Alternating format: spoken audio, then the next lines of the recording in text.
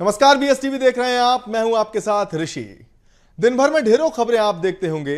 कई मानस में पैबस्त हो जाती होंगी, कई सिर्फ मस्तिष्क से टकराकर लौट जाती होंगी। कुछ के मायने आपको फौरन समझ आ जाते होंगे, कुछ के निहितार्थ तत्काल आपको समझ में नहीं भी आते होंगे। आपकी सहूलियत के लिए बीएसटीवी लेकर आया है दिन भर की प्रमुख खबरों का निचोड़। खबर क्या है, क्यों है, इसका मूल मंतव्य क्या है, इसके पीछे की वजह क्या है, यह सारा विश्लेषण आपको सिर्फ आधे घंटे में देखने को मिलेगा। इसे देखिए तो आपकी दिन की बड़ी खबरों की सारी जिज्ञासाएं यूं ही शांत हो जाएंगी। हर दिन इसी वक्त आपके लिए हम लेकर आते हैं खबरों का बेहतरीन विश्लेषण, ताकि आप भी कह सकें कि खबर तो ये है। चलिए पहली खबर के साथ शुरुआत करते हैं। खबर यह है कि मध्य प्रदेश के लोग अब खुद ही सर्टिफाइड कर ऑनलाइन जन्म और मृत्यु प्रमाण पत्र बना सकेंगे। इसके लिए अब उन्हें सरकारी दफ्तरों के चक्कर नहीं लगाने पड़ेंगे। गलत सर्टिफाइड करने पर संबंधित व्यक्ति पर कार्रवाई की जाएगी। मोहन सरकार की साल 2024 की आखिरी कैबिनेट मीटिंग में गुरुवार को यह बड़ा फैसला लिया गया। इसके अलावा सरकार ने यह तय किया कि शिप्रा नदी के किनारे 29 किलोमीटर लंबा घाट बनाया जाएगा। मंत्री कैलाश विजयवर्गीय ने बताया कि उज्जैन में सिंहस्थ के दौरान एक दिन में 2 करोड़ लोगों के पहुंचने की संभावना है। श्रद्धालुओं की सुविधा को ध्यान में रखते हुए यह फैसला किया गया है। 29 किलोमीटर का घाट शिप्रा नदी के दाएं किनारे पर शनि मंदिर से शुरू होगा और नागदा बाईपास तक जाएगा। इसकी जो कुल लागत होगी वो तकरीबन 771 करोड़ रुपए होगी। मंत्री कैलाश विजयवर्गीय ने यह भी कहा कि किसानों की डिमांड को देखते हुए 11 केवी फीडर्स को सोलर प्लांट से जोड़ा जाएगा। इसके बाद किसानों को दिन में भी पर्याप्त बिजली मिल पाएगी। इस काम में प्रति मेगावाट 4 करोड़ रुपए का खर्च आएगा। भारत सरकार की ओर से प्रति मेगावाट 1 करोड़ की सहायता दी जाएगी। इसमें प्राइवेट सेक्टर भी इन्वेस्ट कर सकता है। सरकार ने यह भी तय किया है कि एमपी में 100% एरिया को सिंचित बनाया जाएगा, जो कि सरकार का हमेशा से तय एक लक्ष्य है और इसे पूरा करने की दिशा में अब कदम बढ़ाएंगे। इसके लिए अधिकारियों को प्लान बनाने के निर्देश भी दिए गए हैं। साथ ही कार्बन क्रेडिट का लाभ मध्य प्रदेश को मिल सके, इस पर भी काम किया जा रहा है। अब ट्राइबल एरिया की बात कर लेते हैं कि जनजातीय क्षेत्रों के लिए आज की कैबिनेट बैठक में क्या हुआ। तो उनके लिए समेकित योजना के माध्यम से धरती आबा जनजातीय ग्राम उत्कर्ष योजना में पंचायत, आंगनबाड़ी, स्कूल भवन का पंजीयन और 100% लाभ हितग्राहियों को दिलाने के लिए काम किया जाना तय किया गया है। केंद्र सरकार की इस योजना के अंतर्गत प्रदेश के सभी 52 जिलों के आदिवासियों को इसका लाभ मिलेगा। इन गांवों में आदिवासियों की संख्या 50% से ज्यादा है, वहां पर इनका सीधा लाभ पहुंचाया जाएगा। ऐसे गांव चिन्हित किए जाएंगे और फिर उन पर काम होगा। पॉलिटेक्निक, यूनानी चिकित्सा शिक्षण संस्थाओं में इंटर्नशिप करने वाले स्टूडेंट्स के स्टाइपेंड को महंगाई सूचकांक से जोड़ा जाएगा, ताकि जो बच्चे पढ़ाई करने पहुंच रहे हैं वो पढ़ाई तो करें भी, लेकिन साथ ही जो उन्हें स्टाइपेंड मिलता है उसे महंगाई बढ़ने के साथ उस स्टाइपेंड में एक निश्चित राशि को जोड़ा जा सके। पंचायत और ग्रामीण विकास विभाग के अंतर्गत सभी पंचायतों में अटल ग्रामीण सेवा सदन बनाए जाने की चर्चा आज हुई। इसके अलावा मोहन सरकार के 1 साल पूरा होने के मौके पर प्रदेश में 70% जिलों में जन कल्याण शिविर लगाए गए हैं। इस दौरान सरकारी योजनाओं का लाभ लेने के लिए सबसे अधिक 94,000 फार्म उज्जैन में मिले हैं। इन सारे विषयों पर भी आज बात हुई।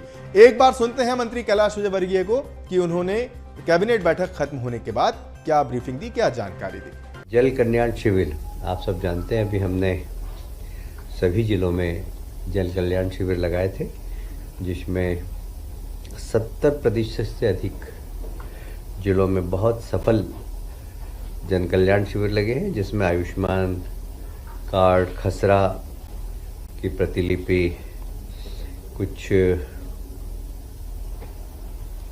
निर्माण के कार्य, कुछ हमारे किसानों की छोटे छोटे पंजीयन के काम, ये सारे कामों का निराकरण इन शिविरों के माध्यम से किया गया, जो शनि मंदिर से प्रारंभ होगा, रामघाट तक जाएगा। इसकी लागत लगभग 778 करोड़ रुपए होगी और यह शिप्रा नदी के दाएं साइड में शनि मंदिर से नागदा बाईपास तक बनेगा। एक और ट्राइबल एरिया के लिए भारत सरकार की बड़ी इच्छा थी कि एक समेकित योजना के माध्यम से सभी ट्राइबल एरिया जिनकी आबादी जो ट्राइबल ब्लॉक है 50% से ज़्यादा इनकी आबादी हो, वहाँ धरती आबा जनजाति ग्राम उत्कर्ष योजना, इसमें सभी पंचायत भवन, आंगनवाड़ी, स्कूल भवन और इन सब का पंजीयन और जितनी सरकार की योजना है उसके लाभार्थियों को 100% लाभ मिल सके, ऐसा सैचुरेशन हमें इन सब ब्लॉकों में करना है। किसानों की मांग रहती है ठंड के दिनों में विशेष कि आप दिन में लाइट दीजिए हमें, तो ये अभी संभव नहीं हो पाता है। अभी हमें कुछ गांव में रात को देना पड़ती है, कुछ में दिन में देना पड़ती है। तो हमने एक योजना निकाली है कि जितने भी सोलर प्लांट है, तो जितने भी 11 केवी के फीडर्स हैं उन फीडर्स को सोलराइज करना, उनको सोलर प्लांट से जोड़ना। ये प्राइवेट सेक्टर भी इसमें इन्वेस्टमेंट कर सकता है। एक और महत्वपूर्ण योजना केंद्र सरकार की है कि जन्म मृत्यु रजिस्ट्रेशन और उनके प्रमाण पत्र जल्दी मिले, सरल प्रक्रिया से मिले। हमने निर्णय लिया है कि सरल प्रक्रिया से कैसे व्यक्ति को जन्म मृत्यु प्रमाण पत्र मिल सके और इसको अतिशीघ्र ऑनलाइन भी करेंगे कि घर में बैठे ही व्यक्ति को जन्म का प्रमाण पत्र, मृत्यु का प्रमाण पत्र मिल सके। वह स्वयं उसको सर्टिफाई करे, यदि वो गलत सर्टिफाई करेगा तो दंडित होगा। इस प्रकार के प्रावधान उस फॉर्म के अंदर होंगे। तो कैबिनेट में प्रस्ताव आया है कि केन बेतवा और पार्वती काली सिंह से जुड़ी हुई कुल 19 योजनाएं हैं, उसमें से 16 आज कैबिनेट में पारित की गई है और 2 पहले ही हो चुकी है, एक पे और अभी काम चल रहा है। कुल मिलाकर इन योजना से जुड़े हुए जितने भी इनकी सिस्टर्स योजना है उस सब के ऊपर कैबिनेट ने स्वीकृति अपनी प्रदान कर दी है। चलिए अगली खबर का रुख करेंगे। खबर है वीर बाल दिवस की। हर साल 26 दिसंबर को यह दिन मनाया जाता है। ये दिन सिख धर्म के 10वें गुरु गोविंद सिंह जी के 2 छोटे साहिबजादों जोरावर सिंह और फतेह सिंह को सम्मानित करने के लिए मनाया जाता है। इन युवा साहिबजादों ने धर्म और मानवता के लिए अपना सर्वस्व न्यौछावर कर दिया था। इन्हीं के सम्मान और याद में वीर बाल दिवस मनाया जाता है। सिख धर्म के 10वें गुरु श्री गोविंद सिंह जी ने साल 1699 में बैसाखी के दिन खालसा पंथ की स्थापना की थी। इनके 4 बेटे अजीत सिंह, जुझार सिंह, जोरावर सिंह और फतेह सिंह भी खालसा का हिस्सा थे। उस समय पंजाब में मुगलों का शासन था। साल 1705 में मुगलों ने गुरु गोविंद सिंह जी को पकड़ने पर पूरा जोर लगाया, जिसके कारण उन्हें अपने परिवार से अलग होना पड़ा। इसलिए गुरु गोविंद सिंह जी की पत्नी माता गुजरी देवी और उनके 2 छोटे पुत्रों जोरावर सिंह और फतेह सिंह अपने रसोइये गंगू के साथ एक गुप्त स्थान पर छिप गए। गुरु गोविंद सिंह जी के पुत्रों के इस बलिदान को याद करने के लिए साल 2022 में भारत सरकार ने हर साल 26 दिसंबर को वीर बाल दिवस मनाने की घोषणा की थी। इस दिन देश के स्कूलों, कॉलेजों और गुरुद्वारों में विशेष कार्यक्रम आयोजित किए जाते हैं। ऐसा ही एक कार्यक्रम आज मध्य प्रदेश की राजधानी भोपाल के भारत भवन में भी आयोजित किया गया था। उस कार्यक्रम में सीएम डॉक्टर मोहन यादव हिस्सा बनने के लिए पहुंचे थे। इस भावना के हिसाब से सच्चे अर्थों में बाल दिवस तो यही होना चाहिए जहां हमारे इतिहास की ऐसी घटना जिसने हमारे देशभक्तों ने कोई अपना योगदान दिया, ऐसे में हमारे बालकों का दीवार में चुना जाना 1000 साल के इतिहास में ऐसी कभी कोई घटना नहीं हुई थी। ये घटना हम सबको संदेश देती है कि देश के नागरिक इकट्ठा रहें, देशभक्ति का ज्वार हमेशा इसी प्रकार से उमड़ता घुमड़ता रहे और कीमत कोई भी चुकाना पड़े, लेकिन देश का सम्मान, स्वाभिमान नीचे न गिरे, धर्म की इज्जत न गिरे। मैं मान के चलता हूँ गुरु गोविंद सिंह जी ने जो गुरु नानक जी की परंपरा को कायम रखते हुए पूरी दुनिया के सामने जो आदर्श उत्पन्न किया है वो सदैव हमारे सबके भी श्रद्धा के केंद्र रहेंगे। मैं पुनः नमन करता हूँ और आज भारतीय जनता पार्टी कार्यालय में बाल दिवस मना करके और साहिबजादों को याद करके मैं अपने आप को भी धन्य मानता हूँ और आप सबको इस माध्यम से अपील करना चाहूँगा कि हमको सदैव ये स्मरण रखना चाहिए। चलिए अब बात करेंगे मोहन के महामंथन की। सीएम डॉक्टर मोहन यादव का सुशासन पर महामंथन भी देखने को मिला। सीएम मोहन के मंत्रियों और विभागीय अफसरों के साथ बैठक हुई और इस बैठक में सरकार के साल 2025 के लक्ष्य को लेकर आपसी तालमेल और समन्वय पर चर्चा की गई। ये मंथन बैठक सीएम डॉक्टर मोहन यादव के उद्बोधन से शुरू हुई, जिसमें तमाम विभागों के प्रमुख अफसरों ने योजनाओं पर प्रेजेंटेशन भी दिया। कौन कौन से जो विभाग हैं वो शामिल रहे, इनमें युवा शक्ति, गरीब कल्याण, नारी सशक्तिकरण और किसान कल्याण मिशन पर प्रेजेंटेशन दिया गया। मोहन सरकार के चारों मिशन की लॉन्चिंग पर भी चर्चा हुई और इस मंथन बैठक में भोपाल से जुड़े हुए 3 प्रेजेंटेशंस पर भी बातचीत की गई। जो पहला प्रेजेंटेशन था वो अपर मुख्य सचिव मनु श्रीवास्तव ने दिया। नवकरणीय ऊर्जा, हरित अर्थव्यवस्था में अवसर, प्रधानमंत्री सूर्य घर मुफ्त बिजली योजना, विकसित भारत के लिए सीमांत तकनीक विषय, इन सभी पर उन्होंने प्रेजेंटेशन दिया। इसके बाद जो दूसरा प्रेजेंटेशन था वो सचिव संजय कुमार शुक्ला ने दिया। उन्होंने सेवा क्षेत्र के लिए अनुकूल माहौल बनाने, एमएसएमई और अनौपचारिक क्षेत्र में रोजगार, आर्थिक विकास केंद्रों के रूप में शहरों का विकास, इन विषयों पर अपना प्रेजेंटेशन दिया, प्रस्तुतिकरण दिया। जो तीसरा प्रेजेंटेशन था वो दिया प्रमुख सचिव राघवेंद्र कुमार ने। शहरों पर केंद्रित मैन्युफैक्चरिंग, ग्रामीण गैर कृषि सेवाएं, निवेश के लिए राज्यों में आर्थिक सुधार जैसे विषयों पर उन्होंने अपना प्रेजेंटेशन दिया और जो तमाम जो प्लानिंग्स हैं उन्हें सभी के सामने रखा। इसके बाद मुख्य सचिव अनुराग जैन ने इस मंथन बैठक में अपना उद्बोधन दिया। बैठक के आखिर में सीएम डॉक्टर मोहन यादव ने सभी को संबोधित किया। आपको बता दें कि आज की ये खबर आपको बताना इसलिए जरूरी थी क्योंकि सीएम डॉक्टर मोहन यादव लगभग 6 घंटे तक इस मंथन शिविर में मौजूद रहे, जहां पर सीएम के साथ तमाम प्रशासनिक अधिकारियों ने आगामी रणनीति के लिए और प्रदेश की व्यवस्था को सुचारू ढंग से चलाने के लिए न सिर्फ प्रेजेंटेशंस को देखा बल्कि एक रूट मैप भी तैयार किया कि आखिर आगे काम कैसे होगा। और चलिए अगली खबर थोड़ी सी आपके और जानने वाली है, वो इसलिए क्योंकि मध्य प्रदेश की स्कूल शिक्षा व्यवस्था पर एक सवाल उठाया है और सवाल किसी और ने नहीं उठाया, खुद स्कूल शिक्षा मंत्री उदय प्रताप सिंह ने स्कूल नहीं जाने वाले शिक्षकों की पोल खोली। उन्होंने कहा कि मैं खुद 500 से ज्यादा ऐसे शिक्षकों को व्यक्तिगत रूप से जानता हूं जो स्कूल नहीं जाते।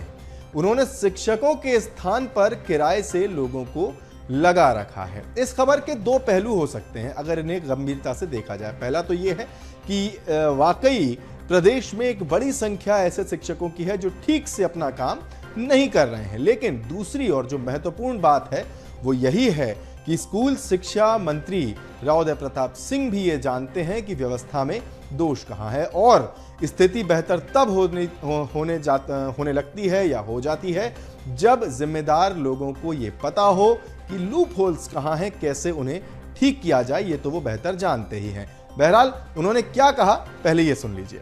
मैं 500 शिक्षकों को व्यक्तिगत रूप से जानता हूं जो स्कूल नहीं जाते, वो किराए से लगा रखे हैं लोगों ने, व्यक्तिगत रूप से जानता हूं। 100 तो मेरे जिले में ही होंगे।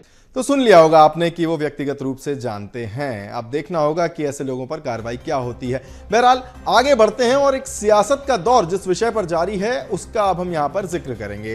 पूर्व आरटीओ कांस्टेबल सौरभ शर्मा जिससे जुड़ा हुआ है भोपाल का कैश कांड, अब उस पर सियासत किस तरह से जारी है वो देख लीजिए। मंत्री गोविंद सिंह राजपूत का एक बयान आया है जिसमें उन्होंने कहा है कि बात निकलेगी तो दूर तलक जाएगी, जिनके घर शीशे के होते हैं वो दूसरों के घरों पर पत्थर नहीं फेंकते। जांच एजेंसियां अपना काम कर रही हैं।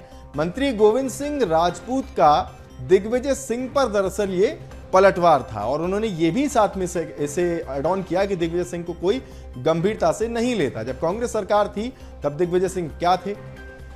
पूर्व वन मंत्री उमंग सिंघार पर भी उन्होंने सवाल उठाते हुए कहा कि आपने सरकार के ऊपर क्या कहा था। ये तमाम सारी चीजें हुई, लेकिन इसमें एक और खबर है जो आपके लिए जानना जरूरी है। वो खबर ये है कि मध्य प्रदेश के पूर्व मुख्यमंत्री दिग्विजय सिंह ने प्रधानमंत्री नरेंद्र मोदी को संबोधित करते हुए एक चिट्ठी लिखी है जिसमें उन्होंने कहा कि अब इस मामले पर निष्पक्ष रूप से जांच होनी चाहिए, जांच एजेंसियों को सक्रियता से लगाया जाना चाहिए। हालांकि ये मामला उठा भी जांच एजेंसियों की सक्रियता की वजह से ही था, लेकिन धीरे धीरे मामला इतना बड़ा हो गया कि देश भर में इस कैश कांड की चर्चा हो रही है। जो मुख्य आरोपी है, जो मूल आरोपी है, वो गिरफ्तार भी हो चुका है। तमाम परतें अभी इस मामले में खुलना बाकी हैं। लेकिन एक बात भी तय है कि इस मामले पर सियासत भी होना उतनी ही शायद बाकी है। बहरहाल क्या कुछ है इस पूरी घटना का, इस पूरी सियासी वार पलटवार का लुब्बे-लुबाब, वो आप देख लीजिए। सौरभ शर्मा के खिलाफ लुकआउट सर्कुलर, सौरभ को भारत लाने का प्रयास जारी। धन कुबेर पर एमपी में गरमाई सियासत, दिग्गी ने पीएम मोदी को लिखा पत्र। जीरो टॉलरेंस नीति पर उठाए सवाल, जज की निगरानी में जांच की मांग। पूर्व परिवहन मंत्री पर लगाए गंभीर आरोप, मंत्री गोविंद सिंह राजपूत का पलटवार, दिग्विजय सिंह को बताया अप्रासंगिक। जांच एजेंसियां कर रही अपना काम। दिग्विजय सिंह ने प्रधानमंत्री के नाम पत्र लिखते हुए कहा कि यह पीएम के ना खाऊंगा ना खाने दूंगा के वायदे के खिलाफ है, जिसमें वे भ्रष्टाचार के विरुद्ध जीरो टॉलरेंस की बात करते हैं। उन्होंने कहा कि ये वसूली गैंग सीधे मंत्री के नियंत्रण में अफसरों के ट्रांसफर और पोस्टिंग कराया करते थे। इसी के साथ ही दिग्विजय सिंह ने पूर्व परिवहन मंत्री और उनके 4 करीबियों को गिरफ्तार कर सख्ती से पूछताछ करने की मांग की है। इधर कैबिनेट मंत्री गोविंद सिंह राजपूत ने दिग्विजय सिंह पर कटाक्ष करते हुए कहा कि जिसके खुद के घर शीशे के होते हैं वह दूसरे के घर पर पत्थर नहीं मारते। उन्होंने कहा कि दिग्विजय सिंह को कोई गंभीरता से नहीं लेता। जब कांग्रेस की सरकार थी तब दिग्विजय सिंह क्या थे, और पूर्व मंत्री उमंग सिंगार ने अपनी ही सरकार को लेकर क्या कहा था। सौरभ शर्मा मामले पर मंत्री ने कहा कि जांच एजेंसियां अपना काम कर रही हैं।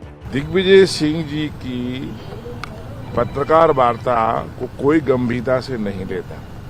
कांग्रेस सरकार के उस समय के वन मंत्री उमंग सिंगार जी, जो आज विधानसभा में नेता प्रतिपक्ष हैं, उन्होंने दिग्विजय सिंह जी के बारे में क्या कहा था वो आप अभी YouTube चैनल पर सर्च करके देख सकते। दूसरा, बात निकलेगी तो दूर तलब जाएगी। मैं इतना ही कहना चाहता हूं, एक फिल्म का डायलॉग था, चन्नई सेठ जिसके मकान शीशे के होते हैं वो दूसरों के मकान में पत्थर नहीं फेंकते। पूर्व आरटीओ आरक्षक सौरभ शर्मा की अकूत संपत्ति को लेकर रोज नए तथ्यों के साथ नए वार पलटवार भी सामने आ रहे हैं। देखने वाली बात होगी कि डायरी में मिले नामों पर प्रशासन का क्या एक्शन होगा। Desk report BSTV। यूं तो छत्तीसगढ़ के सीएम विष्णुदेव साय के सोशल मीडिया हैंडल्स को आप सभी देखते ही रहते होंगे, लेकिन आज एक बड़ी अच्छी पोस्ट देखने को मिली।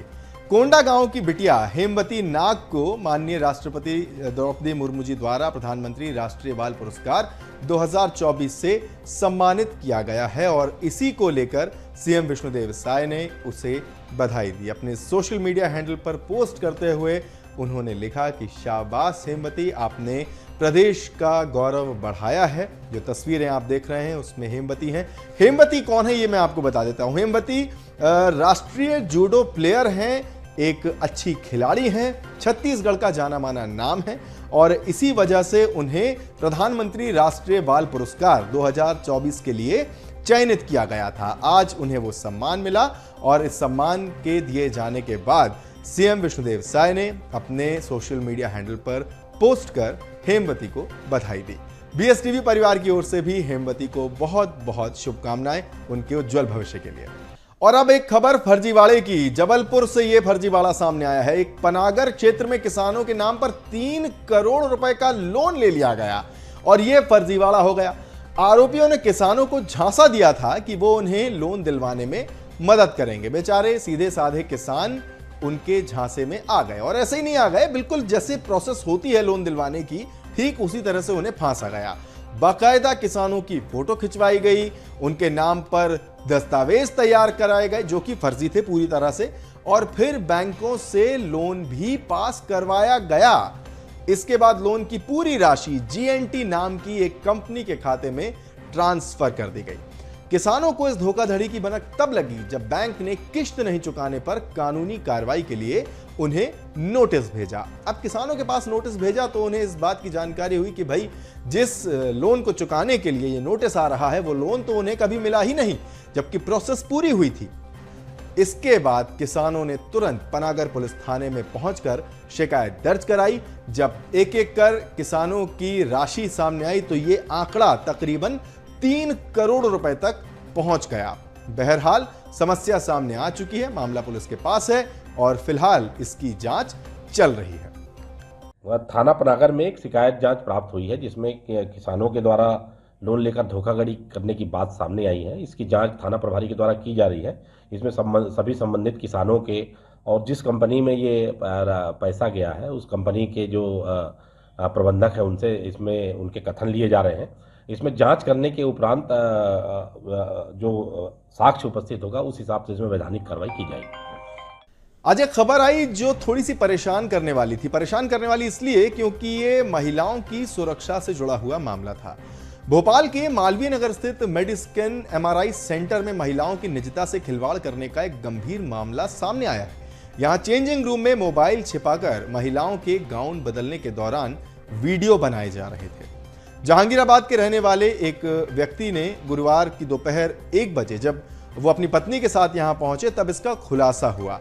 पत्नी को चेंजिंग रूम में छत पर मोबाइल फोन दिख गया। उन्होंने पति को बुलाकर जांच की तो फोन में रिकॉर्डिंग चालू थी और 27 मिनट का वीडियो पहले ही रिकॉर्ड हो चुका था। इसमें कई महिलाओं के आपत्तिजनक फुटेज मिले, निजी फुटेज इसमें रिकॉर्ड हो चुके थे। आरोप है कि जब महिला और उनके पति ने इसका विरोध किया तो पैथोलॉजी लैब स्टाफ ने पति से मारपीट की। इसके बाद दोनों ने नजदीकी थाने में पहुंचकर पुलिस को सारा घटनाक्रम बताया। पुलिस ने लैब का चेंजिंग रूम भी इसके बाद सील कर दिया। बहरहाल ये खबर आपको बताने का जो उद्देश्य है वो यही है कि अगर आप भी किसी ऐसी सार्वजनिक जगह पर जाते हैं, खासतौर पर महिलाएं जाती हैं, तो इस बात का ध्यान रखें कि उनके आसपास कोई इस तरह का डिवाइस तो नहीं है जो कैमरे से अटैच हो या जिसमें कैमरा अटैच हो और उनकी निजता भंग न हो। तो आज के लिए सिर्फ इतनी ही खबरें थी मेरे पास। कल फिर हाजिर होंगे ऐसी ही कुछ और खबरों को लेकर। तब तक के लिए मुझे इजाजत दीजिए। अपना खूब ख्याल रखिए और ताजा खबरों के लिए बने रहिए BSTV के साथ। नमस्कार।